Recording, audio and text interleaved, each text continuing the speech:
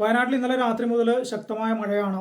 ഇന്ന് രാവിലെയോടുകൂടി വയനാട്ടിൽ വലിയ തോതിലുള്ള മണ്ണിടിച്ചിലുണ്ടായിട്ടുണ്ട്. മേപ്പാടിയിലാണ് മണ്ണിടിച്ചിലുണ്ടായിരിക്കുന്നത്.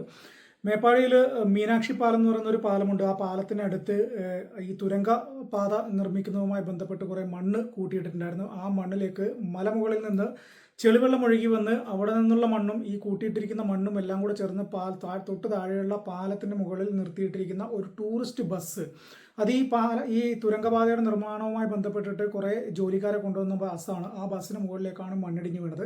കുറച്ച് ആളുകൾ ഈ മണ്ണിനടിയിലുണ്ട്. ഈ ബസ്സിനകത്ത് ആളുകളുണ്ടോ എന്ന ആശങ്കയായിരുന്നു ഏറ്റവും ആദ്യഘട്ടം മുതൽ ഉണ്ടായിരുന്നത്. പക്ഷേ ഈ ആശങ്കയ്ക്ക് ഒന്നും വലിയ അടിസ്ഥാനമില്ലാതെ തന്നെ അതിൽ നിന്ന് ആശ്വാസവാക്കെത്തി. മണ്ണിടിച്ചിലിൻ്റെ തുടർന്ന് അപകടത്തിൽപ്പെട്ട ടൂറിസ്റ്റ് ബസ്സിനകത്ത് തൊഴിലാളികൾ ആരും തന്നെ ഉണ്ടായിരുന്നില്ല എന്നത്. പക്ഷേ അതേസമയം ഈ തുരങ്കപാതയുടെ നിർമ്മാണവുമായി ബന്ധപ്പെട്ട് കുറേ ആളുകൾ അവിടെ ജോലി ചെയ്യുന്നുണ്ടായിരുന്നു. അതിൽ ആദ്യഘട്ടത്തിൽ വന്ന വാർത്ത 30ഓളം ആളുകൾ ഈ മണ്ണിടിച്ചിലിനെ തുടർന്ന് മണ്ണിനടിയിലുണ്ട് എന്നുള്ളതാണ്. പിന്നീട് 6, 7, 8, 9 തുടങ്ങി അങ്ങനെ അക്കങ്ങൾ പല രീതിയിൽ പല ദൃശ്യമാധ്യമങ്ങളും പ്രചരിപ്പിച്ചു തുടങ്ങി. പിന്നീട് അവിടെയുള്ള പഞ്ചായത്ത് പ്രസിഡന്റും പഞ്ചായത്ത് മെമ്പർമാരും അവിടെ ആ സാഹചര്യത്തിൽ അവിടെ ഉണ്ടായിരുന്ന ആളുകളെല്ലാം തന്നെ, അത്രയും ആളുകളില്ല, 5 6 ആളുകൾ മാത്രമാണുള്ളത്, അതിൽ 1 2 ആളുകൾക്ക് മരണം സംഭവിച്ചിട്ടുണ്ട് എന്ന രീതിയിലുള്ള വാർത്തകൾ വന്നു.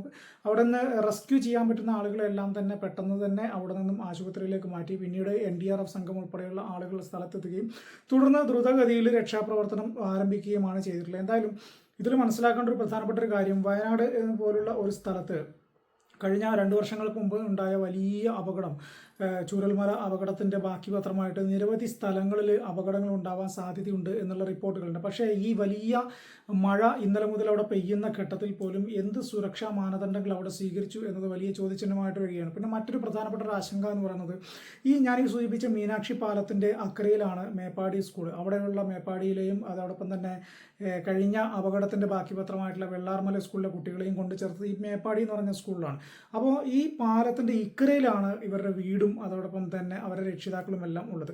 അപ്പോൾ ഈ മേപ്പാടി പാലം അല്ലെങ്കിൽ ഈ മീനാക്ഷി പാലം എന്നതിൻ്റെ അക്കരയിലും ഇക്കരയിലുമായിട്ട് വിദ്യാർത്ഥികളും അതോടൊപ്പം തന്നെ അവരുടെ രക്ഷിതാക്കളും ഉണ്ട്. അപ്പോൾ ഈ കുട്ടികളെ രക്ഷിതാക്കളുടെ അടുത്തേക്ക് എങ്ങനെ എത്തിക്കും എന്ന ആശങ്കയിലാണ് അവിടെയുള്ള അധ്യാപകരും അനധ്യാപകരും ഒക്കെ ആയിട്ടുള്ള ആളുകൾ. എന്തായാലും ഇപ്പോൾ സംസ്ഥാന സർക്കാർ ഈ വിഷയത്തിൽ പ്രധാനമായിട്ടും ഇടപെട്ടിട്ടുണ്ട്. മന്ത്രിമാർ സ്ഥലത്തേക്ക് എത്തിയിട്ടുണ്ട്, ദ്രുതകർമ്മ സേന എത്തിയിട്ടുണ്ട്, പോലീസുണ്ട്, ഫയർഫോഴ്സ് ഉണ്ട്, പിന്നെ കേന്ദ്രസേന ഉടനെ എത്തും എന്നും പറയുന്നത്. എന്തായാലും അവിടുത്തെ രക്ഷാപ്രവർത്തനങ്ങളെല്ലാം തന്നെ പുരോഗമിക്കുകയാണ്. പക്ഷേ നമ്മൾ മനസ്സിലാക്കേണ്ട ഒരു കാര്യം, ഒരപകടം സംഭവിച്ചിട്ട് അധികകാലമായിട്ടില്ല, അടുത്ത അപകടത്തിലേക്ക് കൂടെ നമ്മൾ എത്തിയിരിക്കുന്നു. അപ്പം വയനാട് പോലുള്ള ഒരു സ്ഥലത്ത് തുടർച്ചയായിട്ടുള്ള മഴ പെയ്യുന്ന ഘട്ടത്തിൽ അപകടങ്ങൾ ഉണ്ടാകാനുള്ള സാധ്യത കൂടുതലാണ് എന്ന് മനസ്സിലാക്കിയിട്ട് സംസ്ഥാന സർക്കാരും ദുരന്ത നിവാരണ അതോറിറ്റിയും ഒക്കെ ഏത് രീതിയിലുള്ള മുൻകരുതലുകളാണ് ഇതുവരെ എടുത്തിട്ടുള്ളത്, ഇനി അങ്ങനെ എടുത്തിട്ടില്ല എങ്കിൽ അത്തരത്തിൽ ഒരു മുൻകരുതലുകൾ വയനാടിനെ സംബന്ധിച്ചിടത്തോളം എടുക്കുന്നത് എല്ലാ കാലത്തും നല്ലതായിരിക്കും എന്നൊരു അഭിപ്രായം എനിക്കുണ്ട്.